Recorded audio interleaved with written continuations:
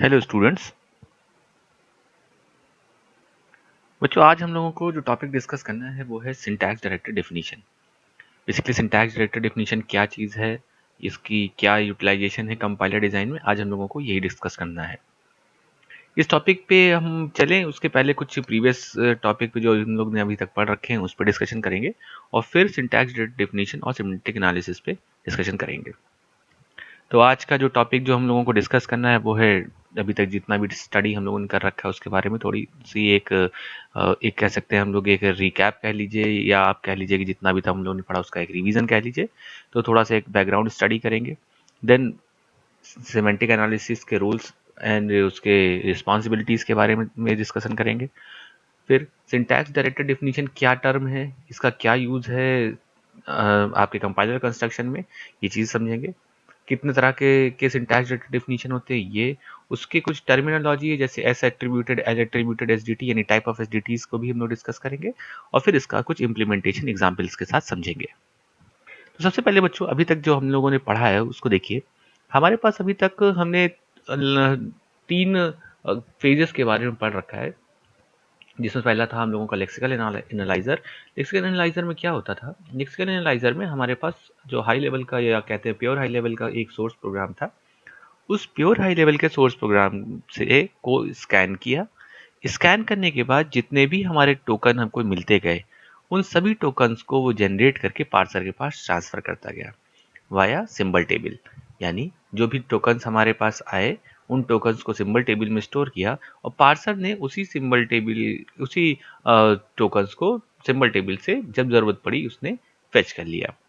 फिर जैसे इसको जरूरत पड़ी पार्सर को, फिर से इस लेक्सिकल एनालाइजर के थ्रू उसने टोकन को जनरेट कराया और फिर सिंबल टेबल में स्टोर करके फिर से पार्सर ने उन टोकन्स को यूज कर लिया। तो आप देखिए, तो लेक्सिकल एनालाइजर की रिस्पॉन्सिबिलिटी क्या थी। लेक्सिकल एनालाइजर की रिस्पॉन्सिबिलिटी थी कि वो सोर्स प्रोग्राम को एज एन इनपुट लेगा और सेट ऑफ टोकन्स को एज एन आउटपुट प्रोड्यूस करेगा। ये टोकन्स काम आएंगे कहाँ पे, हमें पार्सिंग के लिए। टोकन्स क्या है, इन चीज़ों पे हम डिस्कशन नहीं करेंगे क्योंकि हम लोग ऑलरेडी पढ़ चुके हैं। फिर पार्सर क्या करता था, पार्सर इन टोकन्स को लेता था। इसके पास एक ग्रामर थी, उस ग्रामर से इन पार्सर्स को चेक करता था कि क्या ये टोकन्स प्रॉपरली अरेंज्ड है, अकॉर्डिंग टू द ग्रामर है या नहीं। अगर अकॉर्डिंग टू द ग्रामर हैं तब तो ये आगे सिमेंटिक एनालाइजर के पास ट्रांसफर करता था, अदरवाइज यहीं से आपको एक एरर मैसेज थ्रो करता था। तो अगर आप पार्सर के रोल्स रिस्पॉन्सिबिलिटीज को समझिए, तो पार्सर इनपुट लेता है एज अ टोकन या सेट ऑफ टोकन्स और आउटपुट प्रोड्यूस करता है कुछ सिंटैक्स ट्री के फॉर्मेट में। जिन भी टोकन्स का या सेट ऑफ टोकन्स की पार्स ट्री कंस्ट्रक्ट हो जाती है, उनको हम ये कहते हैं कि ये सिंटैक्स एरर फ्री हैं और इसके अब सिर्फ सिमेंटिक एनालिसिस होनी है। अगर सिमेंटिकली भी ये करेक्ट होगा तो फिर इसका इंटरमीडिएट रिप्रेजेंटेशन जनरेट हो जाएगा या इंटरमीडिएट कोड इसका जनरेट हो जाएगा। तो पार्सर आपका सेट ऑफ टोकन इनपुट लेगा और पार्स ट्री को कंस्ट्रक्ट करके के सिमेंटिक एनालाइजर के पास चेक करने के लिए ट्रांसफर कर देगा। पार्सर में भी हम लोगों ने कई तरह के पार्सर पढ़े। पार्सर में हमने टॉप डाउन पार्सर पढ़ा, टॉप और बॉटम अप पार्सर पढ़ा।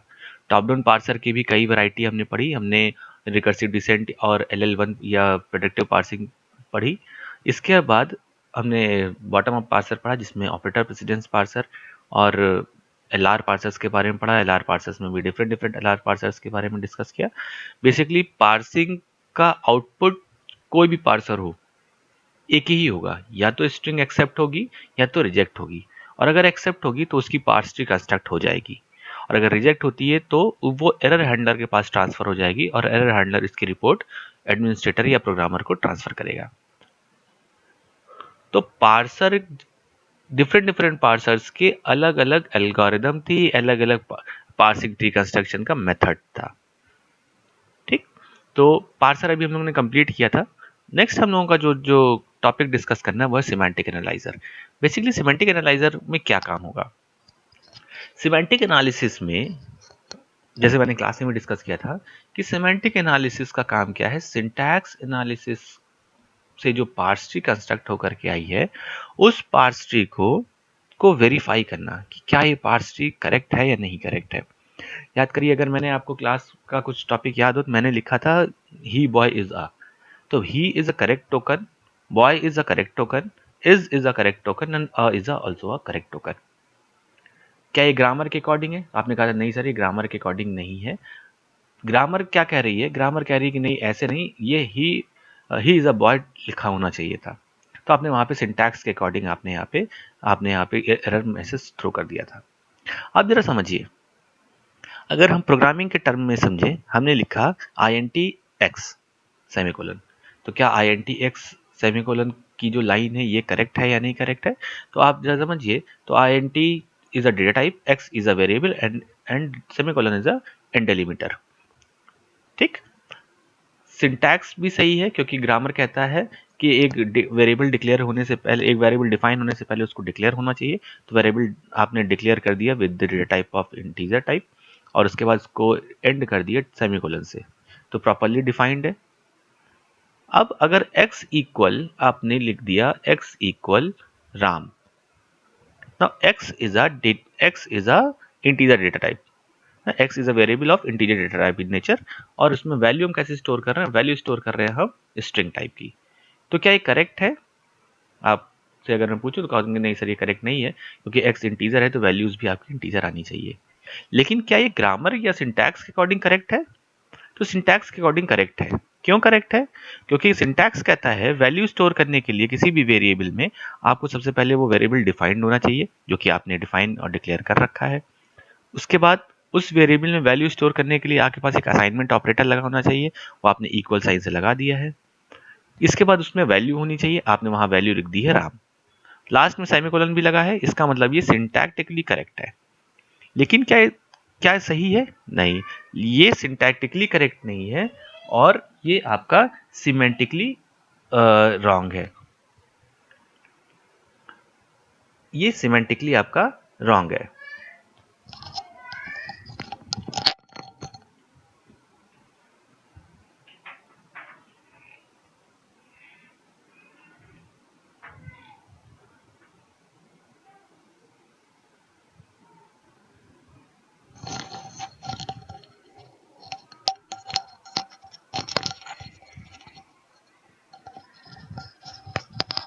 सिमेंटिकली ये रॉन्ग है। तो सिमेंटिक एनालिसिस में क्या होता है? सिमेंटिक एनालिसिस में आपकी आपकी टाइप कास्टिंग चेकिंग होती है, और ये चेक होता है कि क्या ये सिमेंटिकली या क्या इसका कोई मीनिंग है या नहीं है। तो डिफिनीशन क्या कहते हैं? Semantic analysis is a task of ensuring that the declaration and the statement of a program are semantically correct. फिर से इसको समझिएगा, task of ensuring that the declaration and statement of the program are semantically correct, that is that their meaning is clear. बोला ना अभी मैंने आपको कि क्या इसकी मीनिंग निकल रही है या नहीं निकल रही है। तो आपने कहा x इक्वल राम की कोई मीनिंग नहीं निकल रही, क्योंकि Ram is a string type of data where and x is a integer type of variable, so it is meaningless. This statement is a meaningless. So this is the responsibility of semantic analyzer to check whether the statements are meaningful or meaningless in nature. Semantic analysis computes additional information related to the meaning of the program once the semantic structure is known. ये statement भी बड़ा ही अभी तो लग रहा होगा कि repeated है, लेकिन ये सिंटैक्टिक स्ट्रक्चर इज नोन का आगे कुछ यूटिलाइजेशन है, इसको आगे बताऊंगा क्या है। इसके अलावा semantic analysis states that the meaning of an input statement is input sentence is related to its syntactic structure, that is its parse tree. क्या कहता है, क्या ये पार्स ट्री की कोई मीनिंग है या नहीं? तो अगर आप समझो तो द सिमेंटिक एनालिसिस जजेस the parse tree, checks whether this parse tree is meaningful or meaningless. तो आपको याद हो मैंने आपको बताया था कि आपका सिमेंटिक एनालिसिस सिंटैक्स ट्री या parse tree as a input लेता है, और वेरीफाइड पार्स ट्री आपका एज ए आउटपुट प्रोड्यूस करता है। ठीक है, अब देखिए, अब देखिए, बात तो ठीक है, ये ऐसे करता है, ये पार्स ट्री वेरीफाई करता है या आपके मीनिंग को चेक करता है। बात आती कैसे? पार्सर के पास, हमारे पार्सर या लेक्सिकल एनालाइजर के पास इन टोकन्स को चेक करने के लिए, लेक्सिकल एनालाइजर के पास टोकन्स को चेक करने के लिए आपके पास टूल था या आपके पास सपोर्ट था फाइनाइट ऑटोमेटा का। आप फाइनाइट ऑटोमेटा की थ्योरी लगा करके हर एक इनपुट को चेक कर रहे थे कि क्या ये करेक्ट है, क्या ये वैलिड टोकन है या इनवैलिड टोकन है। फिर आपने पार्सर के पास इनपुट में था आपका कॉन्टेक्स्ट फ्री ग्रामर, जिसके थ्रू ये चेक कर रहा था क्या ये टोकन आपके इस ग्रामर के अकॉर्डिंग है या नहीं है। सिमेंटिक एनालिसिस के पास इस मीनिंग को चेक करने के लिए एक टर्म आता है जिसको हम कहते हैं सिंटैक्स डायरेक्टेड ट्रांसलेशन या सिंटैक्स डायरेक्टेड डेफिनेशन। देखिए लास्ट स्टेटमेंट मैंने लिखा है कि parser uses CFG to validate the input string and produce output for the next phase of compiler. Output could be either a parse tree or abstract syntax tree. Now to interleave semantic analysis with syntax analysis phase of the compiler, we use syntax directed translation. तो कैसे ये semantic analysis काम करेगा? Semantic analysis के पास एक term आएगा जिसको हम कहते हैं सिंटैक्स डायरेक्टेड ट्रांसलेशन। ठीक, तो ये मीनिंग कैसे चेक होगी कि क्या ये जो इनपुट क्या ये जो सिंटैक्स ट्री है ये मीनिंगफुल है या मीनिंगलेस है? इसके लिए आपके पास एक टर्म आ रहा है जो सिमेंटिक एनालिसिस के हेल्प करता है, वो है सिंटैक्स डायरेक्टेड ट्रांसलेशन। अब जरा एक एग्जांपल देखिए। सपोज एक ग्रामर लिखी हुई है ई डिराइव ई प्लस टी और T derive T cross F और एफ डिराइव ID। ये हमारे पास एक ग्रामर दी हुई है। इस आपको स्ट्रिंग दे दिया 2 + 3 × 4। मैं आपसे पूछूं कि इसका क्या आउटपुट आएगा, तो आपने कहा कि सर इसकी एक पार्स ट्री कंस्ट्रक्ट कर देते हैं। देखिए बगल में पार्स ट्री बनी हुई है ई प्लस टी से टी क्रॉस एफ, और फिर इधर आपने टी से एफ और एफ पे वैल्यू डाल दी 2, इधर एफ पे वैल्यू डाल दी 3 और इधर एफ पे वैल्यू डाल दी 4। ठीक, कौन क्या आंसर करेक्ट है? आंसर आपका the value of start node is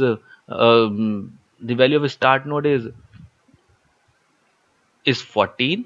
क्या है बच्चों, इसकी वैल्यू 14 आएगी। इसकी value the value of start node is 20 आएगी, या value of the start node is 2 3 4 star plus आएगी। क्या आएगी इसकी वैल्यू? अगर मैं कहता हूं कि नहीं इसकी वैल्यू आएगी 2 3 4 क्रॉस स्टार, तो क्या ये करेक्ट है? या इसको मैं अगर दूसरी तरह से कहूं तो आप कैसे इस वैल्यू को कह देंगे कि नहीं 14 इज अ करेक्ट वैल्यू? मैं आपसे कहूं प्रूफ करिए this 14 is a correct value. अभी आपके पास कोई ऑप्शन नहीं है जिससे के थ्रू आप ये प्रूफ कर दें कि नहीं ये 14 ही करेक्ट वैल्यू है।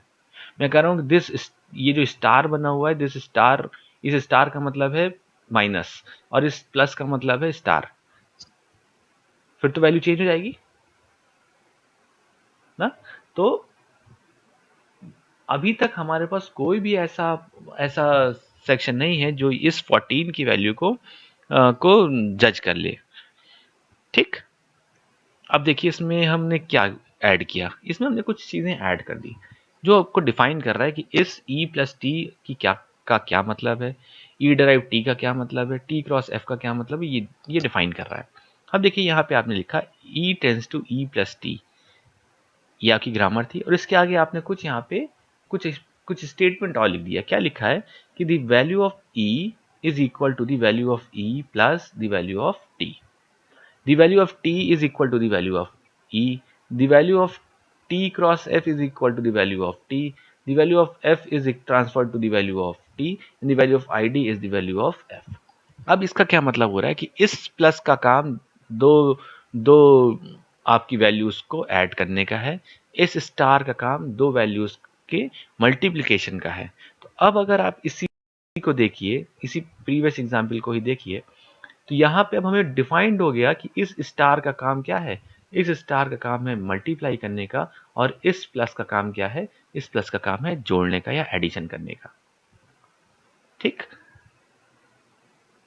है, अब इस ग्रामर के साथ हमने कुछ चीजें और ऐड की, जहां जिसको हम रूल्स कह रहे हैं। These rules are defined by the lexical analyser, or sorry the compiler designer to verify the output generated by the parse tree।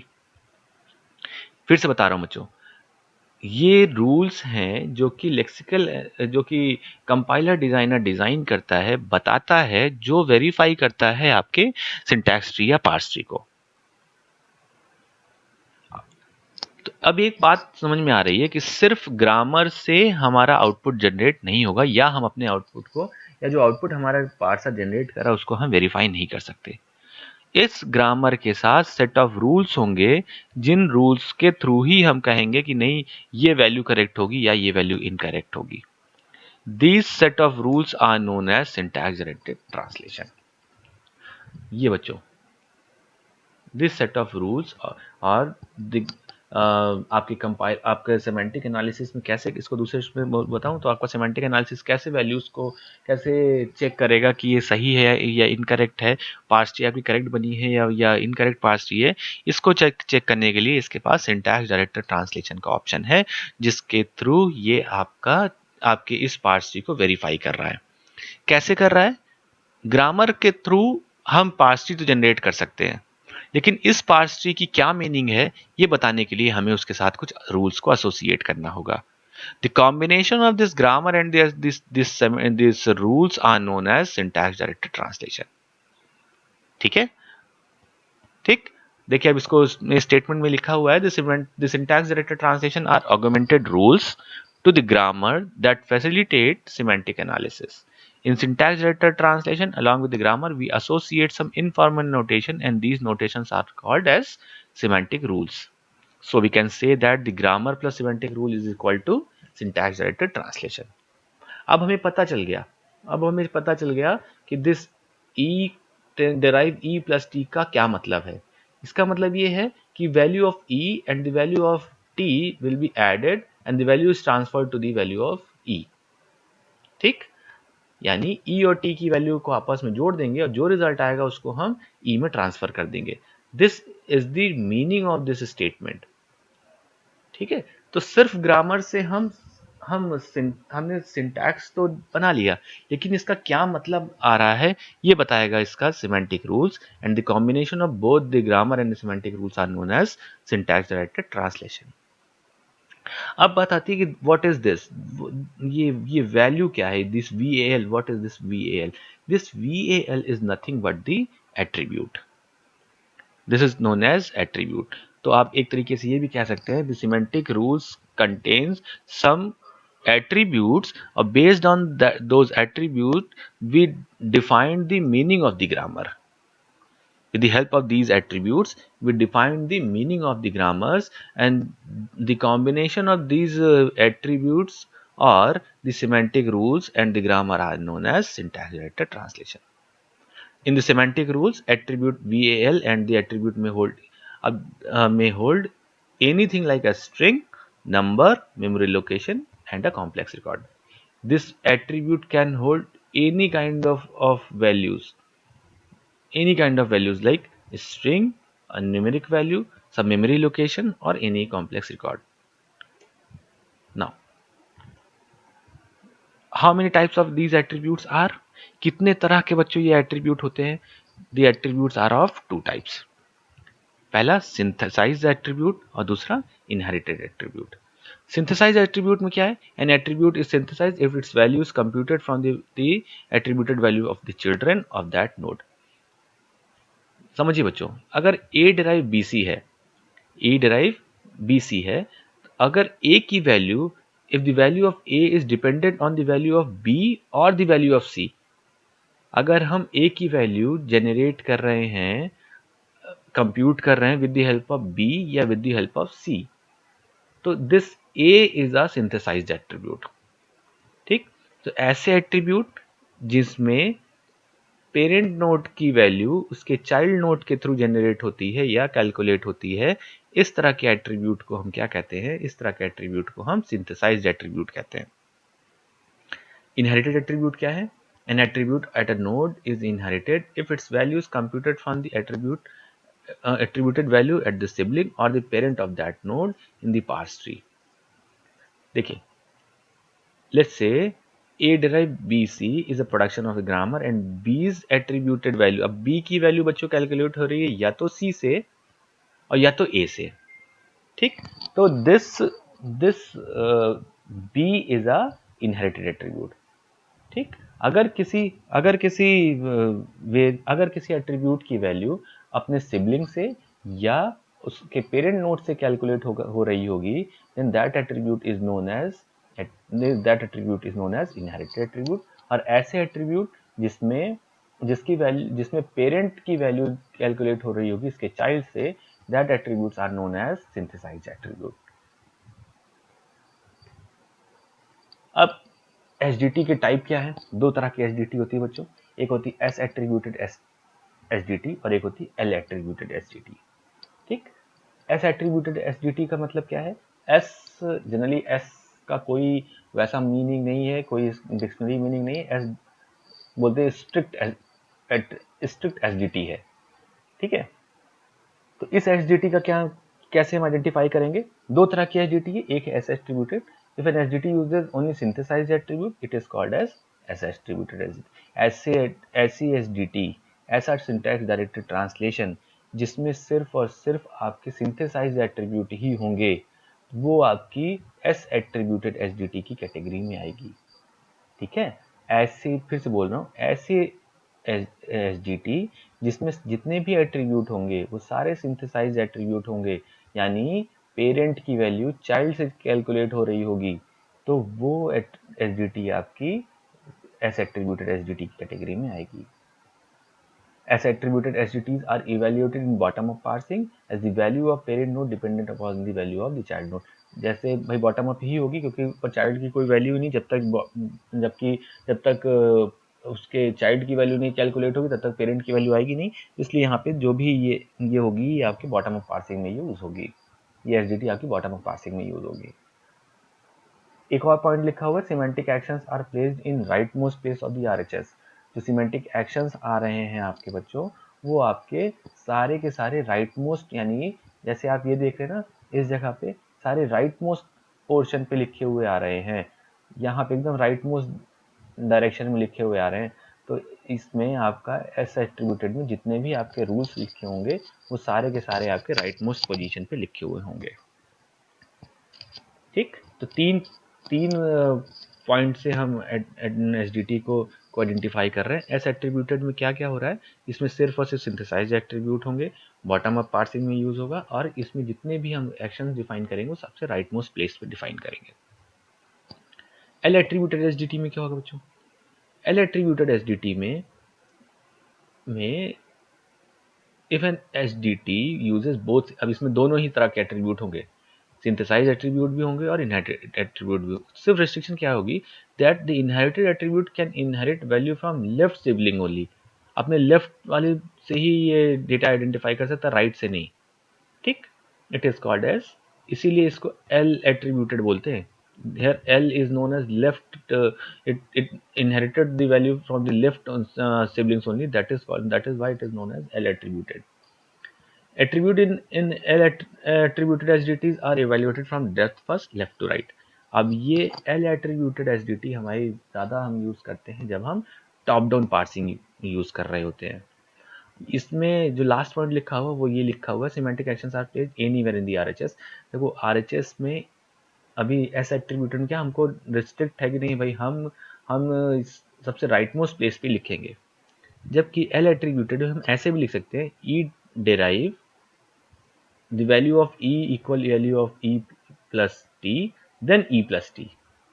देखिए इसमें क्या लिखा है, इसमें लिखा है E derive E plus T और उसके बाद ये स्टेटमेंट लिखा है। इस स्टेटमेंट को हम अगर आगे लिख दें, इस डेरिवेशन के जस्ट बगल में लिख दें ई डेराइव देन ये statement then E plus T.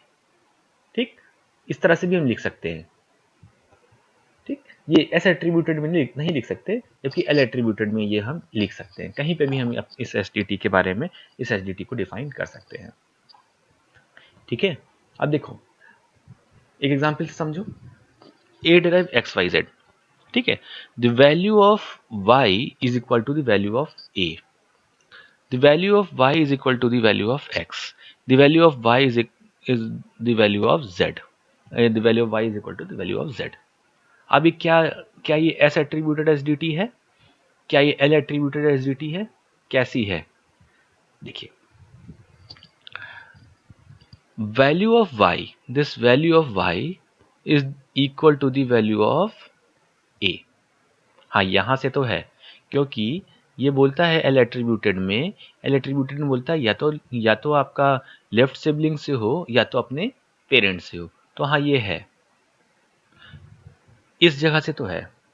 इस जगह से the value of y is equal to the value of z, the value of y is equal to the value of, हाँ ये भी चलेगा क्योंकि इस y की वैल्यू कैलकुलेट हो रही कहाँ से, इस x से, तो ये भी लेफ्ट सिबलिंग से ले रहा है तो करेक्ट है। लास्ट पॉइंट क्या कह रहा है, value of y is equal to the value of z, नहीं ये राइट चला गया, नो ये आपका राइट चला गया, तो इस वजह से ये आपकी एल एट्रीब्यूटेड एसडीटी की या एल एट्रीब्यूटेड ग्रामर नहीं है। ठीक है, सिंस ये आपका ये जो आप स्टेटमेंट लिख रहे हैं, ये स्टेटमेंट में आपका इनहेरिटेड एट्रीब्यूट है, लेकिन फिर भी ये आपका इनहेरिटेड एट्रीब्यूट्स हैं, लेकिन फिर भी एल एट्रीब्यूटेड एसडीटी में या तो ये अपने लेफ्ट सिबलिंग से लेगा या तो पेरेंट से ये डिपेंडेंट होगा, जैसे कि इन दोनों में आपका लिखा हुआ है। अब देखिए इसका क्या आंसर होगा, consider the given below SDT, P derive Mn and M derive PQ. The value of S is equal to the value of M plus the value of N. इसका मतलब इस S पेज की जो value आ रही है वो M और N के एडिशन पे आ रही है, यानी M और N के एडिशन पे इस value of S is calculated. P2 क्या कह रहा है, the value of M is equal to the value of P cross value of Q, यानी यहाँ से इस m की भी जो वैल्यू आ रही है, इस m की भी जो वैल्यू आ रही है वो इन दोनों के मल्टीप्लिकेशन के बाद आ रही है। And the value of p is equal to the value of q, और जो p की वैल्यू है वो q की से कैलकुलेट होकर के आ रही है। अब हमें सिलेक्ट करना है कि क्या है ये।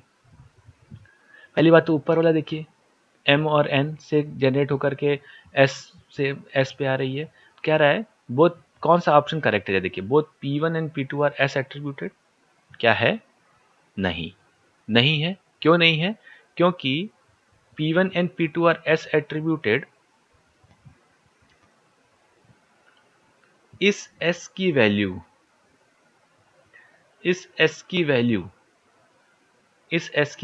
m और n से तो कैलकुलेट होकर के आ रही है, तो p1 तो है इस तरह से देखिए, लेकिन p2 की वैल्यू आपकी आ रही है, P2 की वैल्यू इस जगह देखिए तो यहाँ पे भी P2 की वैल्यू आ रही है, the value of M is calculated with the help of the value of P and the value of Q, ये भी करेक्ट है। लेकिन जो लास्ट में दिया हुआ है the value of P is equal to the value of Q, ये यहाँ से ये गलत हो रहा है। अगर सिर्फ इतना पोर्शन होता तो ऑप्शन ए आपका करेक्ट था। ऑप्शन बी क्या कर रहा है, P1 is at S attributed and P2 is L attributed. P1 तो S एट्रीब्यूटेड है, लेकिन P2 आपका L एट्रीब्यूटेड नहीं है। क्यों नहीं है, क्योंकि द वैल्यू, पहली बात तो the value of M is calculated with the value of P and the value of the multiplication of P and Q, तो बिल्कुल भी नहीं है। The P1 is L attributed and P2 is the P1 is L attributed and P2 is not L attributed. P1 is L attributed, नहीं, none of the above। हाँ, ये none of the above ही इसका option होगा, इसका कोई भी option correct नहीं है। इसमें आपका P1 is L attributed and P2 is neither L attributed nor not S attributed। ठीक है, this P1 is S attributed, this P1 is S attributed, while this P2 is neither S attributed nor L attributed। तो अब इससे क्या समझ में आया, एक नोट है कि all if the definition of is S attributed then it is also L attributed but vice versa is not possible। इसका मतलब ये कि जितनी भी S attributed SDT होंगी, all if a definition is S attributed then it is also a L attributed, but all the L attributed is not a S attributed। अब इसके कुछ एग्जाम्पल्स हैं, एग्जाम्पल्स देखिए बच्चों। E derive E plus T, ये कुछ दिया हुआ है। Let's take an string to see how semantic analysis happens. ये कुछ हमने एसडीटी डिफाइन की है। अब इसको कैसे करेंगे, इसके लिए एक पार्स ट्री जनरेट किया। मैं मान चल रहा हूँ कि जो हमारा पार्सर है वो हमारा बॉटम अप पार्सर है, जो पार्सर है वो हमारा बॉटम अप पार्सर है। बॉटम अप पार्सर है तो कैसे ये आप इवेल्युएट करेंगे, देखिए you will start design first, you have to design this parse tree. तो हमने सबसे पहले पार्स ट्री बना लिया, ये parse E derive E plus T, E से टी, टी से एफ, और इधर टी से टी क्रॉस एफ, टी से एफ, फिर इसकी वैल्यू, फिर एफ, एफ पे वैल्यू, कोई वैल्यू थी या स्ट्रिंग थी हमारी 2+3 क्रॉस 4, 2+3 क्रॉस 4 थी हमारी वैल्यू बच्चों। तो यहाँ पे हमने हर एफ की वैल्यू यहाँ पे 2, एफ इस एफ की वैल्यू 3 और इस एफ की वैल्यू 4 हमने यहाँ पे डिफाइन कर दी। क्या करेंगे, कैसे हम इसको आइडेंटिफाई करेंगे, कैलकुलेट करेंगे। सबसे पहले हमने स्टार्ट करेंगे, we will start from the root. हम इस रूट से ट्रैवर्स करना शुरू करेंगे, ट्रैवर्स करेंगे root from left to right. ठीक, हम ये मान चल रहे हैं कि जो पार्सर है वो हमारा बॉटम अप पार्सर है बच्चों ना। जैसे हम ये रिडक्शन परफॉर्म किए, जैसे हम यहाँ से रिडक्शन परफॉर्म किए, यानी ये रिडक्शन जैसे हमने परफॉर्म किया, क्या हुआ, जैसे परफॉर्म किया एक्शन, जैसे हमने रिडक्शन परफॉर्म करेंगे वैसे ही एक्शन हम डिफाइन, वो एक्शन हम कंप्लीट कर लेंगे। यानी if the value of 2 is reduce to the value of F, जब value of 2 is reduce to the value of F, if the value of 2 या जो भी हमारे पास इंटीजर वैल्यू है, इंटीजर लिटरल्स है, इनकी वैल्यू जैसे ही एफ पे रिड्यूस होती है तो क्या हो, ये वैल्यू आपकी F equal F dot value equal this lexical value, जो इस की वैल्यू होगी वो इस f की वैल्यू भी हो जाएगी। यानी यहाँ पे इस f की वैल्यू क्या हो गई बच्चों, यहाँ पे इस f की वैल्यू हो गई 2। फिर ऊपर चले, now this f reduce to t, this f reduce to t, जैसे f रिड्यूस टू t हो रहा है बच्चों, ये f रिड्यूस टू t हो रहा है, तो क्या कर रहा है, the value of f will be the value of t। यानी यहाँ पे इसकी इस f की वैल्यू 2, इस t की वैल्यू क्या हो गई 2। देखिए t dot value is equals to f dot value equals 2। फिर ऊपर गए, अभी कहीं कोई ट्रावर्स, कहीं कोई आपका रिडक्शन नहीं परफॉर्म हुआ, कहीं कोई रिडक्शन नहीं है।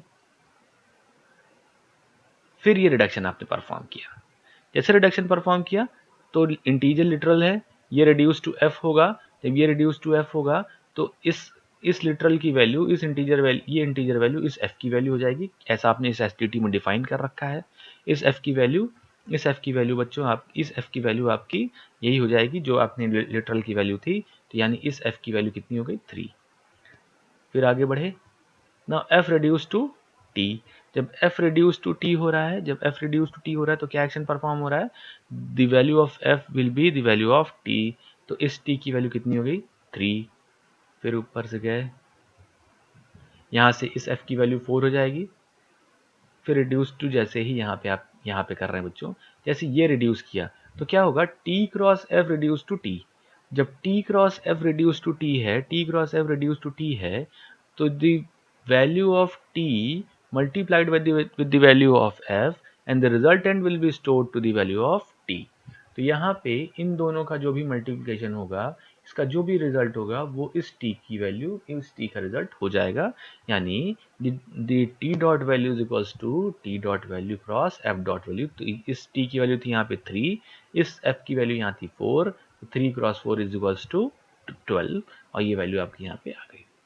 नेक्स्ट, ये आपका ऊपर ऊपर फिर से रिड्यूस होगा, जैसे ही ये रिडक्शन फिर से परफॉर्म हुआ तो क्या होगा, e plus T reduce to e, जब e plus T reduce to e है, e plus T reduce to e है, तो ये दोनों वैल्यू आपकी, the value of e and the value of t will be added and the resultant will be stored to the e।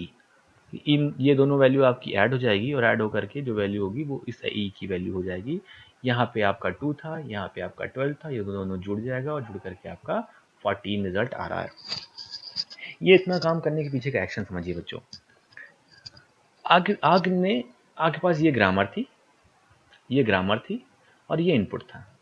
आपने एक parse tree construct किया, parser ने, lexical analysis ने इसके टोकन जनरेट किए और पार्सर ने ये एक पार्स ट्री कंस्ट्रक्ट कर दी। अब सिमेंटिक एनालिसिस के पास गया, सिमेंटिक एनालिसिस के पास क्या है, सिंटैक्स डायरेक्ट ट्रांसलेशन है या डेफिनेशन आपकी इसके पास है। इसने क्या किया, इस पार्स ट्री को वेरीफाई करना है। इस पार्स ट्री को वेरीफाई करना है, कैसे पार्स ट्री वेरीफाई होगा? इसने अपनी एक ट्री फॉर्म किया, जो वैल्यूज थी उन वैल्यूज को रखा, उन वैल्यूज को रखने के बाद आउटपुट चेक किया, यहां से आउटपुट आया कितना 14।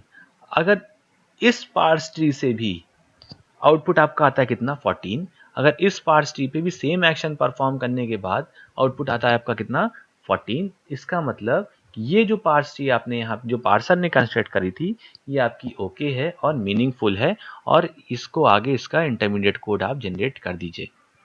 लेकिन अगर यहाँ पे जो आप इस पार्स ट्री के थ्रू जो वैल्यू जनरेट हुई और इस पार्स ट्री के थ्रू यानी जो पार्सर ने पार्स ट्री कंस्ट्रक्ट की थी इसके थ्रू जो वैल्यू जनरेट हुई, अगर इन दोनों में इनमें कहीं कुछ मिसमैच होता है यानी दोनों के प्रोड्यूस्ड वैल्यू में कुछ चेंजेस होती है, तो इसका मतलब कि पार्सर ने जो पार्स ट्री कंस्ट्रक्ट की है वो आपकी इनकरेक्ट है, वो आपकी इनवैलिड है, और फिर से आप पार्सिंग को जनरेट करिए, यानी आपके कोड में किसी ना किसी तरीके का कोई सिमेंटिक एरर है। ठीक है, तो ये सिंटैक्स डाटा ट्रांसलेशन की आपकी यूटिलाइजेशन है।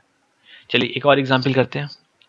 Now E derive E plus T, same वही है, टी ई डिराइव है T, T tends to T cross F, T tends to F और F tends to I.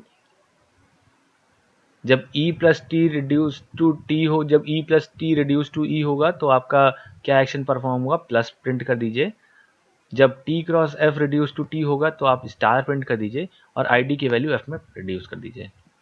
Question कैसे आएंगे? आपको एक इनपुट दे दिया, मान लीजिए मेरा इनपुट था 1+2 क्रॉस 3, ये मेरा इनपुट था 1+2 क्रॉस 3। अगर 1+2 क्रॉस 3 मेरा इनपुट है तो आउटपुट क्या होगा? एक तो क्वेश्चन ऐसे आ सकते हैं, what will be the output of the given S D T if the input is so and so.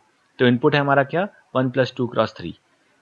चलिए सबसे पहले हमने पार्स ट्री कंस्ट्रक्ट किया। अच्छा ये भी बताएगा आपसे कि ये जो पार्सर है ये आपका बॉटम अप पार्सर है, तो ई डिराइव ई प्लस टी आपने बनाया, पार्स ट्री कंस्ट्रक्ट कर ली। पार्स ट्री कंस्ट्रक्ट करने के जस्ट बाद आपने ट्रैवर्सिंग शुरू किया, ट्रैवर्सिंग लेफ्ट टू राइट, ठीक, left to right, top to bottom आपने किया। अब देखिए इस आईडी की वैल्यू कितनी थी 1, इस आईडी की वैल्यू कितनी 2 और इस आईडी की वैल्यू कितनी 3। मेरा इनपुट था 1+2 क्रॉस 3, तो इस आईडी की वैल्यू हो गई 1, इस आईडी की वैल्यू हो गई 2 और इस आईडी की वैल्यू हो गई 3। Now ID reduce to F, जैसे आईडी रिड्यूस टू एफ हो तो क्या कर दो बच्चों? प्रिंट कर दो आईडी को। तो आईडी प्रिंट किया तो हमने क्या प्रिंट हुआ? 1, ठीक। फिर F reduce to T, F reduce to T है, एफ रिड्यूस टू टी, कोई एक्शन डिफाइन है? कोई एक्शन डिफाइन नहीं, यानी कुछ मत करिए, ठीक। फिर ये मत समझिएगा कि ई रिड्यूस, ये टी रिड्यूस टू ई है, नहीं, ये पूरा एक एक्सप्रेशन है। फिर ये नीचे गए, फिर ID reduce to F, ID reduce to F आपने लिखा क्या है? जब आईडी रिड्यूस होगा एफ से तो क्या करिए?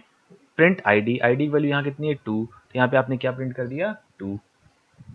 फिर F reduce to T, F reduce to T, तो ये क्या हो जाएगा? जब एफ रिड्यूस टू टी है तो यहाँ पे कोई भी एक्शन परफॉर्म मत करिए। फिर टी क्रॉस, फिर आप इधर से ट्रैवर्सिंग कर रहे हैं, ट्रैवर्सिंग करने के बाद फिर से आपने रिडक्शन परफॉर्म किया, this ID reduce to F, ID reduce to F यानी ये एक्शन परफॉर्म कर दिए, क्या है? प्रिंट आईडी, आईडी क्या है 3, तो आपने इस आईडी को भी प्रिंट कर दिया। अभी तो आपने क्या प्रिंट किया? 1 2 3 आपने प्रिंट कर दिया है। अब यहाँ से ऊपर चलिए, यहाँ क्या लिखा है? T cross F reduce to T. जब T cross F reduce to T है तो प्रिंट कर दीजिए क्या? स्टार, तो आपका ये स्टार प्रिंट हो गया।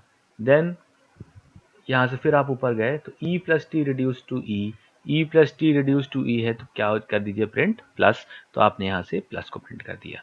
तो आउटपुट क्या आया आपका बच्चों? आउटपुट आपका आया 1 2 3 स्टार और प्लस, ठीक।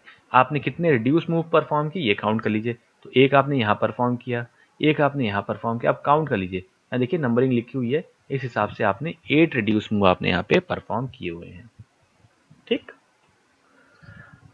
एक क्वेश्चन और, S tends to XS W और Y और W tends to SZ।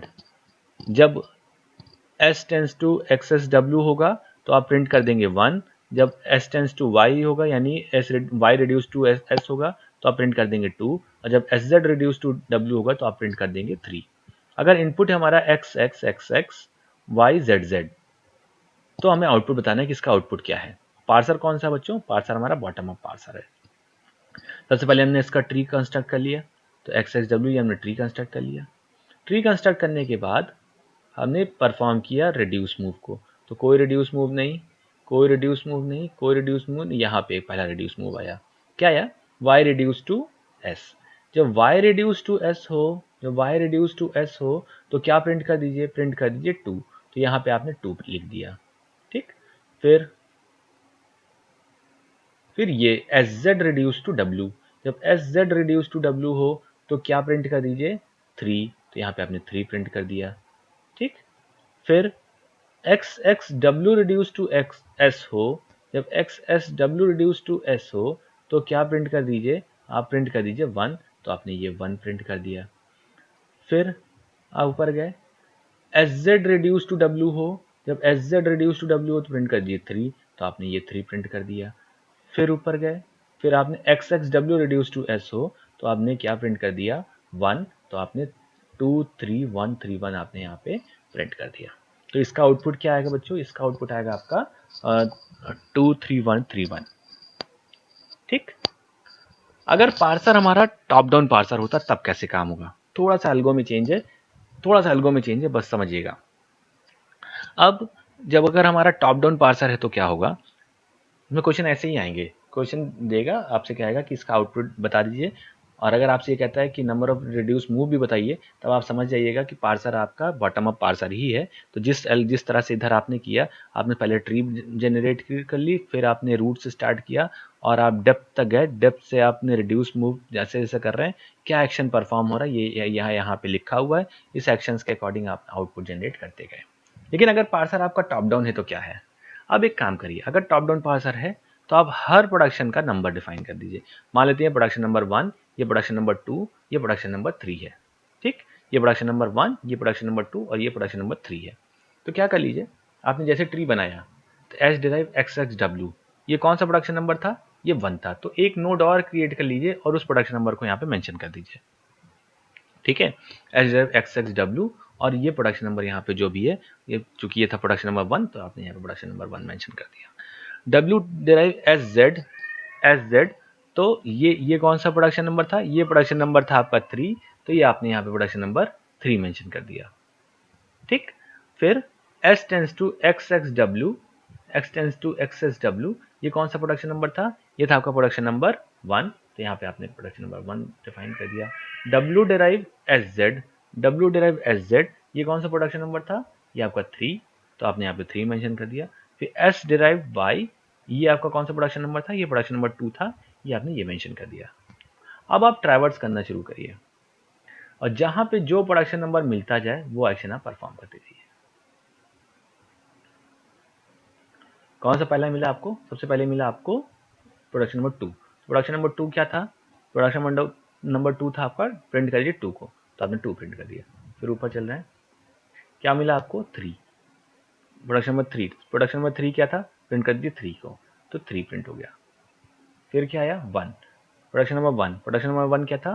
Print कर दीजिए 1 को, तो ये आपने 1 प्रिंट कर दिया। फिर कौन सा प्रोडक्शन नंबर मिला आपको? 3, 3 में क्या लिखा है? प्रिंट कर दिया 3 को, तो आपने ये 3 प्रिंट कर दिया। फिर आपको क्या मिला? प्रोडक्शन नंबर 1 मिला, तो आपने क्या प्रिंट कर दिया? 1। तो टॉप डाउन पार्सिंग और बॉटम अप पार्सिंग में क्या डिफरेंस आ रहा है?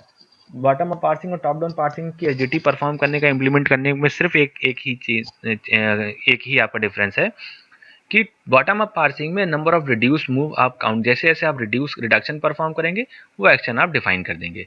टॉप डाउन पार्सिंग में आप क्या करेंगे? जब आप ट्री बना रहे होंगे उसी टाइम पे जो प्रोडक्शन आपने यूज किया है उस प्रोडक्शन नंबर को मेंशन कर देंगे, और at the time of traversal जब आप उस प्रोडक्शन नंबर पे पहुंचेंगे तो जो प्रोडक्शन नंबर, जैसे आप इस प्रोडक्शन नंबर पे पहुंचे तो आपने इस प्रोडक्शन नंबर का क्या काम था उस एक्शन को परफॉर्म कर देंगे। ठीक, अगला एग्जाम्पल देखिए, मान लीजिए E tends to E cross T और T tends to F minus T tends to F 2 और F 4 है। ये आपको दिया और इनपुट हमको दिया है 4 माइनस 2 माइनस 4 क्रॉस 2, ये दिया हुआ है हमें। और कहेगा इसका आउटपुट बताइए। अब बच्चों इसका आउटपुट बताना है, और ये अगर हमारा पार्सर कौन सा है, बॉटम अप पार्सर है, तो आपने सबसे पहले इसकी ट्री फॉर्म कर ली। हमने ट्री बनाई E tense to E cross T, फिर ई टेंस टू टी, ये पूरा आपने ट्री जनरेट कर ली। ट्री जनरेट किया आपने ट्रैवर्सिंग शुरू किया, रिड्यूस मूव मिला। यहाँ पे क्या रिड्यूस मूव है, हाँ ये है 4 टेंस टू एफ। जब 4 टेंस टू एफ है तो क्या है, दिस एफ जो F dot value is equals to 4, यानी इस एफ की वैल्यू कितनी हो गई, 4 हो गई। ठीक, इस एफ की वैल्यू कितनी हो गई, 4 हो गई। फिर आप आए यहाँ पे, फिर से रिड्यूस मूव मिला, यहाँ पे भी इस एफ की वैल्यू कितनी हो गई, 2 हो गई। क्यों, क्योंकि ये वाला एक्शन आपने परफॉर्म किया। फिर आप आए एफ माइनस ये 4 रिड्यूस टू एफ है, 4 रिड्यूस टू एफ है, तो इस एफ की वैल्यू कितनी हो गई, 4 हो गई। फिर ये ऊपर गए आप, जैसे ऊपर गए इस जगह पे आप आए तो क्या है, F minus T reduce to T, F minus T reduce to T है, तो value of F and negate with the value of T, F की वैल्यू इससे माइनस हो जाएगी, 2 minus 4 is equals to T, इस टी की वैल्यू कितनी हो गई, -2। फिर F minus T reduce to T, इस एफ की वैल्यू थी 4, 4 minus minus 2 is equals to -6, ये -6 हो जाएगी। फिर आप गए यहाँ से रिड्यूस, एक और रिड्यूस मूव आया, इसकी वैल्यू हो गई 2, इसकी वैल्यू फिर एफ रिड्यूस टू टी हुआ, एफ रिड्यूस टू टी है, तो जो इस एफ की वैल्यू वो इस टी की वैल्यू हो जाएगी, तो इस टी की वैल्यू हो गई कितनी, 2।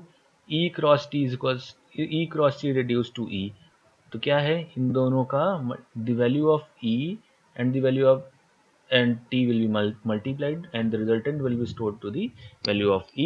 तो यहाँ पे आपका इस e की वैल्यू थी आपकी, इस e की वैल्यू थी आपकी -6 और इस t की वैल्यू है आपकी 2, तो इन दोनों का आपका मल्टीप्लिकेशन होगा तो -12 यहाँ पे इसकी वैल्यू आपकी जनरेट हो जाएगी। ठीक, ऐसे आप इसके रिड्यूस मूव भी काउंट कर लीजिएगा। ठीक, एक एग्जाम्पल और, इसको भी आप परफॉर्म करिए, इसका आउटपुट आप जनरेट करिएगा। नोट्स जो आपके साथ शेयर किया उसमें ये क्वेश्चन आप मैंने सॉल्व किया है, आप इसको देख लीजिएगा। इस क्वेश्चन में सिर्फ ये कह रहा है count the number of reduce move, बस आप काउंट कर लीजिए। 2 क्वेश्चन आपको प्रैक्टिस के लिए दे रहा हूँ। प्रैक्टिस क्वेश्चन 1 है, consider parse the given string with the expression. ये कह रहा है कि कौन सी पार्स ट्री, कौन सा आपका जो पार्स ट्री है वो करेक्ट है, इस एसडीटी को कंसीडर करते हुए बनाइएगा, देखिएगा। नेक्स्ट लेक्चर में इन दोनों क्वेश्चन का पहले मैं आंसर बताऊंगा, देन आपको आगे कंटिन्यू करूँगा।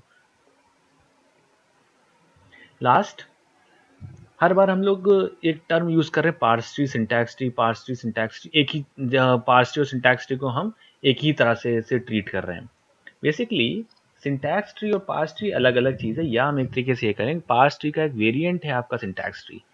ऐसे पार्स ट्री जिसमें कोई किसी भी नोड पे कोई वेरिएबल नहीं होगा, जिसमें किसी भी नोड पे कोई वेरिएबल नहीं होगा, that parse tree is known as syntax tree. देखो, the syntax tree is a variant of the parse tree where each leaf represents the operand, each interior node represents an operator। देखो सारे भी interior nodes जितने भी आप देख रहे हैं, these interior nodes are इस यहाँ तो इंटीरियर नोड्स नहीं, यहाँ पे एक्सटीरियर नोड ही कह लेंगे। each exterior nodes और interior nodes represents an operator, और जितने भी आपके लीफ नोड होंगे वो सारे के सारे आपके ऑपरेंड्स होंगे। आप इस ट्री को देखिए, इस ट्री को देखिए, इस ट्री को देखिए, या इसके प्रीवियस जितनी भी ट्री आप बना रहे हैं, इस ट्री को देखिए, ये सारी ही आपकी पार्ट्स ट्री है। जबकि ये जो आप देख रहे हैं ये आपकी सिंटैक्स ट्री है, और ये भी आपकी एक सिंटैक्स ट्री है। तो कभी कभार आपसे सिंटैक्स ट्री और पार्ट्स ट्री में डिफरेंस पूछता है, तो ये भी आप यहाँ पे देख लीजिएगा। यहाँ पे देखिए मैंने सिंटैक्स ट्री बनाई है। ठीक, ये वो है ई ड्राइव, ई ऑपरेशन आप कुछ परफॉर्म कर रहा है, और E2 E1 ऑपरेशन E2, फिर E1 नेगेट विद E1, ऐसे इसकी यहाँ पे इसका सिमेंटिक रूल दिया हुआ है कि क्या होगा, क्या इसको आप ड्रॉ करेंगे, इस सिमेंटिक रूल्स के अकॉर्डिंग आप ड्रॉ करेंगे तो क्या कर रहा है, E dot value is equals to node this, क्योंकि इसकी सिंटैक्स ट्री नहीं, इसकी सॉरी पार्स ट्री नहीं बनाई, अदरवाइज नेक्स्ट लेक्चर पे इसकी एक पार्स ट्री बना करके इसको करेक्ट करूंगा तो आपको और इजीली समझ में आ जाएगी। अभी सिर्फ इतना समझ लीजिए, syntax tree is a variant of a parse tree where each leaf represents an operand and each interior nodes represents an operator। ठीक, तो बच्चों आज हम लोगों ने सिंटैक्स डायरेक्टेड ट्रांसलेशन को समझा है। सिंटैक्स डायरेक्टेड ट्रांसलेशन का पर्पस ये था, सिंटैक्स डायरेक्टेड ट्रांसलेशन का पर्पस ये था कि हम पार्स ट्री को वेरीफाई कैसे करें। हम अपनी जो पार्सर हमें पार्स ट्री जनरेट करके दे रहा है, इसको हम वेरीफाई कैसे करें, सिमेंटिक एनालिसिस कैसे चेक कहेगा कि नहीं ये मीनिंगफुल है या मीनिंगलेस है। इस चीज़ के लिए आपके पास एसडीटी का कॉन्सेप्ट है। एसडीटी दो तरह की होती है, एक एस एट्रीब्यूटेड एसडीटी और एक L attributed SDT. S attributed SDT में आपके सारे सिंथेसाइज्ड एट्रीब्यूट होंगे और एल एट्रीब्यूटेड एसडीटी में आपके दोनों ही तरह के एट्रीब्यूट हो सकते हैं। लेकिन एल एट्रीब्यूटेड में जो आपका इनहेरिटेड एट्रीब्यूट होगा वो सिर्फ अपने लेफ्ट सिबलिंग से ही वैल्यूज को कंप्यूट करेगा। ठीक, इतनी चीज़ें बच्चों आज हमने पढ़ी है। इन केस किसी तरह की कोई डाउट होता है तो आप मुझे व्हाट्सएप कर लीजिएगा। नेक्स्ट लेक्चर पे हम लोग इंटरमीडिएट कोड रिप्रेजेंटेशन पढ़ेंगे। उसके पहले मैं आपको ये दो जो प्रैक्टिस क्वेश्चंस दिया है उसके आंसर्स मैं आपको बता दूंगा। Thanks for watching.